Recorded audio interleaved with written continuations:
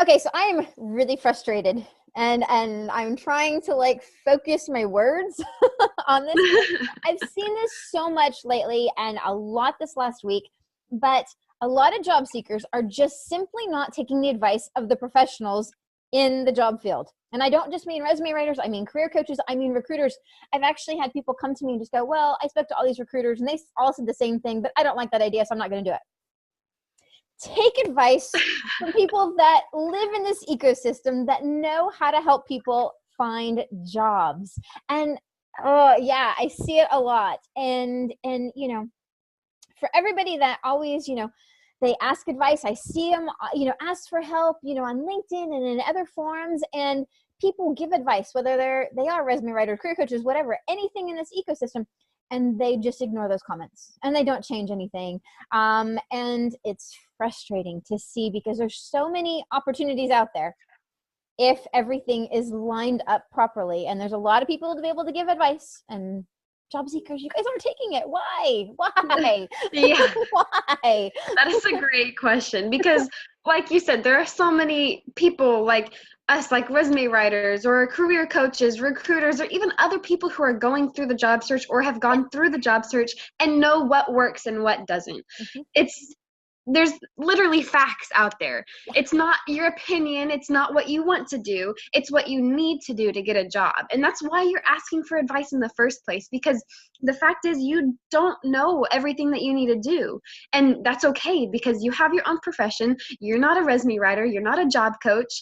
But when you are going through a time and a period like job searching, you need to take advice from professionals because that's how you're going to advance. That's how you're going to get past the job search and actually get a job offer. And when you're just going against everything that you're being told, you're not growing. You're not getting better. You're not going to get the results that you want just because you're doing it your way. So that's something I've seen as well. And people will even just like ask me for a review and then just be like, well, I don't know how this is going to help me. Yeah. And it's like, I'm giving you the knowledge that you need to correct your resume or your LinkedIn profile, whatever it is, and you're choosing not to listen, and that is your choice. But at the end of the day, if you don't take the advice that you're asking for and that you're given, it's not going to get you anywhere. Right. And you know, and I have people just going, oh, well, I see some people saying this one thing and then other people contradicting it. And, you know, where do I go? Oh gosh, a lot of Juliet knows what I'm going to say. I was going on about this earlier, but you know, I've actually had a lot of people say to me, oh, I want an infographic resume. And, you know, and I think that's really cool. And they're really amazing. And, you know, and I've actually had 3 people this week. It's only Wednesday, but I've had 3 people this week say, I saw like, you know, Marissa Mayer's resume online and I want to have one just like her. Now, I think I'm saying her last name right, but if you don't know who she is the CEO of Yahoo. I'm thinking she doesn't stick her resume through an ATS system. No. So she can have whatever resume she wants. And infographic resumes are pretty and they're really great, but you know what? They're going to do damage when you try to stick it into an ATS system, which is how, you know, the average job seeker goes and finds the positions that they get into interviews for.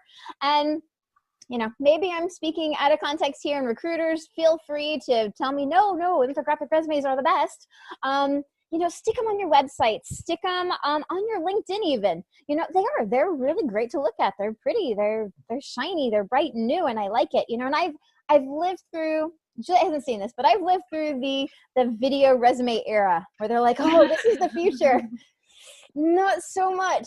You know, and I think the infographics, I don't know, maybe I'll be proven wrong, but you know, right now ATS just doesn't read those. And you know, so who should you listen to? Listen to your gut instinct, but ask professionals. Ask a lot of professionals, and then just go, you know what is the one common thread that they've all said? Because I promise you there will be one common thread that they will all tell you, no matter who you're speaking to in the career field. Oh, yeah, I'm just, you know, I'm kind of at this like impasse where I have so many people just, you know, you see that, you just see it all the time, that people are just asking advice and just not taking it, and they just keep getting mad in the job search. And and I'm all about loving the job search and loving every moment of it, the good, the bad, the ugly. And when you don't make a change, it's just going to stay the way it is. And if it's not working, you don't want to make it stay the way it is. Exactly. Change something. And if you're getting, if you're great at interviews but you're not getting any, probably the resume. It's probably the cover letter. It's probably the way you're going about doing it. Is it because it is an infographic resume, for instance? Look at everything and find out what's the one thing that is stopping you from getting ahead, and adjust it. Ask advice. Ask everybody you can, and then take what you think is best and run with it. And it's going to make a difference, I promise. Definitely.